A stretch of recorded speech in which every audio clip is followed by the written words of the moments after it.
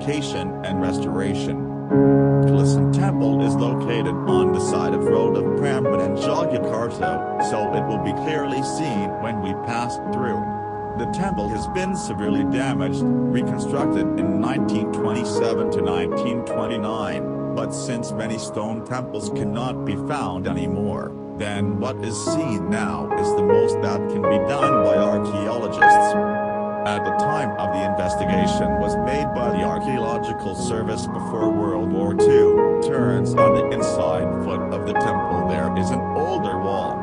This means that Kalasan Temple has been refurbished before. The custom of rebuild a shrine by the rulers then become common. For example, Sanchai Stupa in India has been improved, rebuilt or enlarged the stupa. Religious background. Candi Kalasan is a Mahayana Buddhism temple, the oldest Buddhist temple in central Java.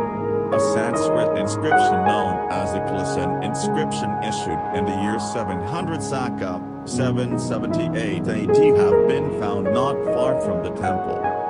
Based on the inscriptions of Kalasan, a shrine for Tarabhavanam has been built by the teachers of King Sailendra after obtaining permission from the Panangkaran king. Kalasan inscription is very important, not only to know the form of Buddhism that developed at that time but also to trace the history of the kings who ruled in central Java in the century 8 to 10 AD. Based on the books of Buddhist sources, after the death of Siddhartha Gautama, Buddhism split into two major streams, that is called Hinayana Buddhism or Theravada and Mahayana Buddhism.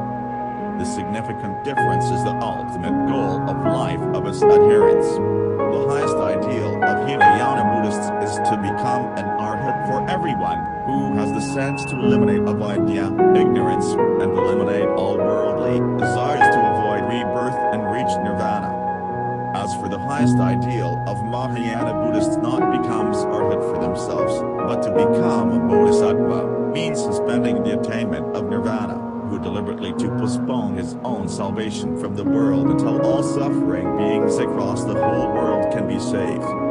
Determination to help other beings is constituted by a sense of compassion, karuna. To become a bodhisattva is not easy. He should cultivate sacred knowledge to gain wisdom by taking a 10-degree path, marga, bodhisattva, known as Dasa Bodhisattva Bhumi. Each level, Bhumi, bodhisattva associated with the doctrine of perfections, which amounted to 10 also.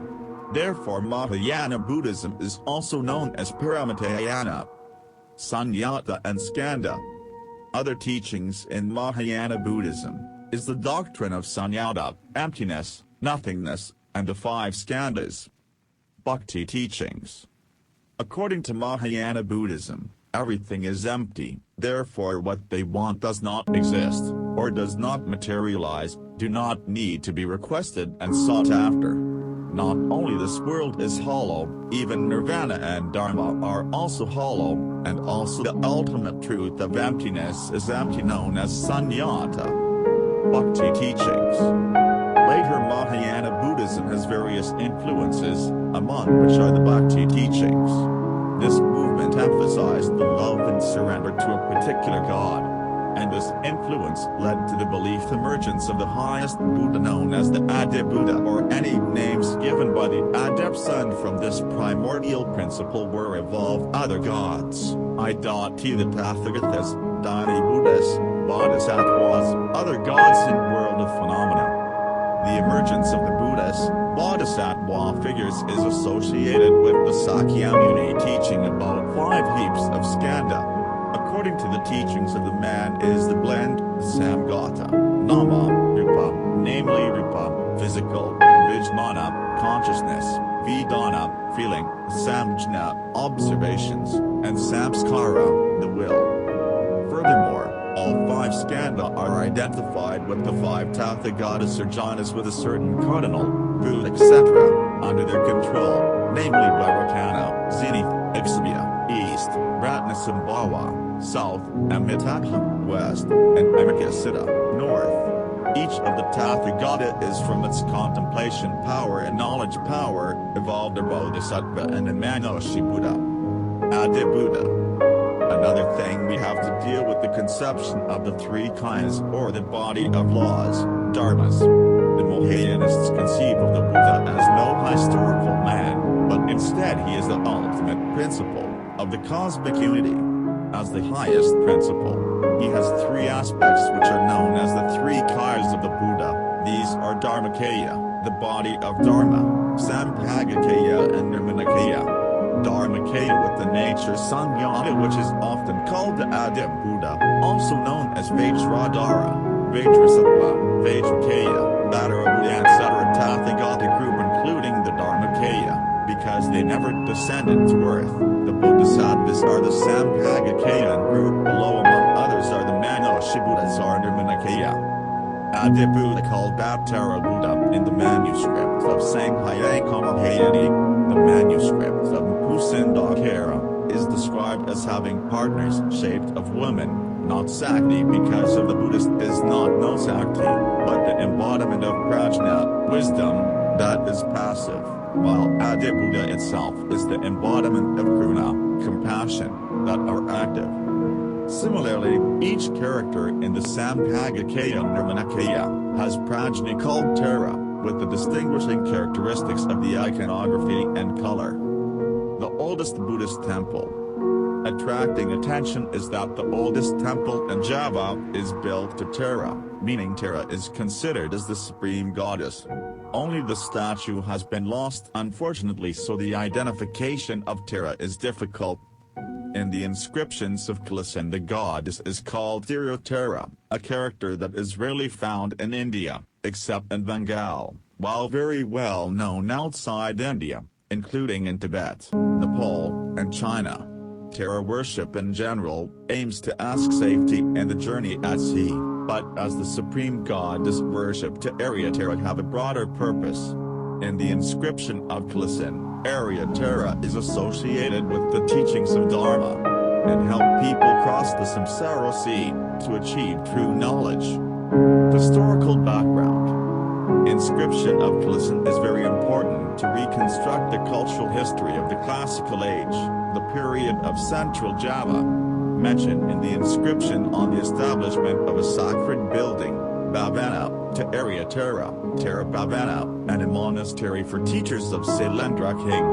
As noted earlier, Arya Tara, the supreme goddess in Buddhism, is expected to provide convenience in the human effort to sail through sea of samsara. As for the one who set it up are the teachers of King Sailendravamçatilaka, the Jewel of the Sailendra dynasty, after obtaining permission from Sri Maharaja Panangkaran. The mention of that two names caused a variety of opinions about how many dynasties who ruled in the kingdom of Madiram. Is it two dynasties, Sailendra and Sanjaya, or only one dynasty? Because there are some opinions that think that Sanjaya dynasty king since Panangkaran king turned out to be a Buddhist. Based on the last reading by the writer about the inscription of Kalasan, it can be argued that in central Java, there are two dynasties of king. In lines 2 and 5 Kalasan inscription reads as follows. 2. Avars, J. Maharaja Tejapurnapana Panangkaran. Sailendra Tarabhavanam Hikaratam Sleman. Translation, a sacred building, for a noble Tara has been ordered to create by the teachers of the Sailendra king, after obtaining the approval of the Maharaja Tejapurnapana Panangkaran. 5. Rage Pravarthamane Rajna Sailendravamçatilaka. Sailendra Tarabhavanam Kritam Kartibda. Translation, a sacred building, for Tara has been established by the teachers of Sailendra king and the kingdom, the Jewel of the Sailendra kings, that is still developing. From these two stanzas of Kalasan Prasati, Panangkaran is not Sailendra king, and he has a title of Maharaja, while the Sailendra king has the title of Raja. Seeing that Tarabhavanam was established in the Sailendra kingdom that is still growing, then at that time Sailendra kings is still the inferior king under the rule of Panangkaran, even when it would build a shrine for Tara. The Sailendra king, via his teachers, asked for permission prior to the Maharaja Panangkaran. Temple building description. It has been argued earlier, the remains of the temple was first discovered in 1940 during excavations and restore conducted by the Archaeological Service. Even though there was only little left of the first building, it can be argued that the first stage of Kalasan temple was having a ground plan of square and simple. It is possible that this first temple, which is the one mentioned in inscription of Kalasan, when Sailendra king had just reigned as Panangkaran king's subordinates.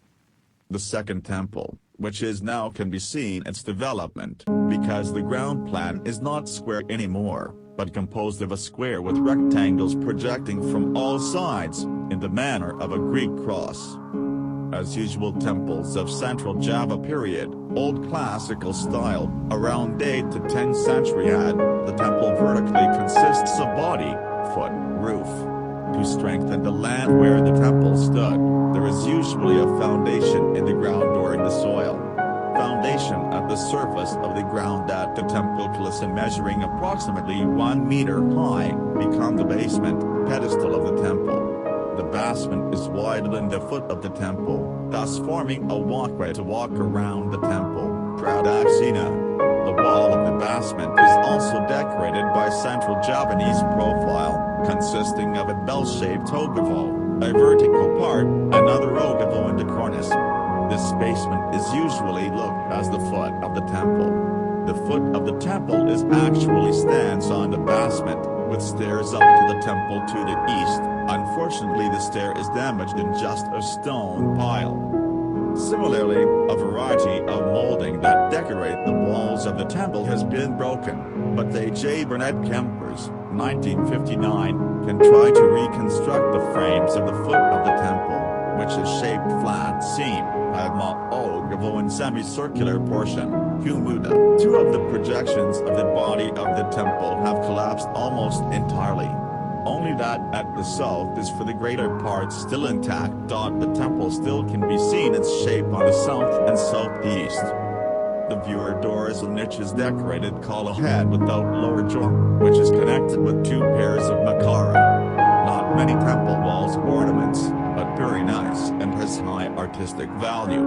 Formerly the temple walls were plaster, and perhaps certain colors. Several years ago, visitors can still find small fraction of the lepa or the stucco of the temple walls. In addition to the kala makara motif, the beauty is shown also by the motifs of vase with lotus flowers or a lotus vegetation sprouting from a tuber or a vase and developing sideways, recalcitrant spiral.